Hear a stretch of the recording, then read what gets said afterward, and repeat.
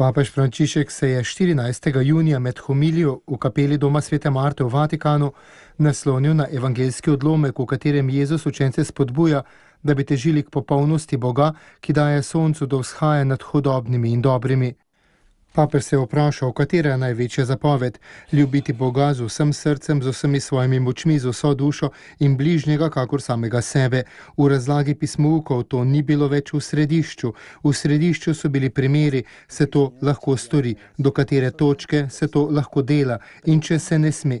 To je kazuistika, lastna postavi. Jezus pa se vrne k resničnemu pomenu postave, da bi pripeljal do njene polnosti, da bi zapovedi prikazal v novi luči, ponudi več zgledov. Ne ubijaj, je poudaril sveti oče in dodal: naj nam Gospod podari edino le to milost, moliti za sovražnike, moliti za tiste, ki nam želijo slabo, ki nas nimajo radi, moliti za tiste, ki nam storijo hudo, ki nas preganjajo.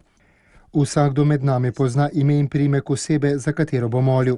Zagotavljam vam, da bo ta molitev storila dvoje. Njega bo poboljšala, kajti molitev je mogočna. Nas pa bo naredila bolj očetove otroke, je med homilijo v kapeli Doma Svete Marte poudaril papež Frančišek.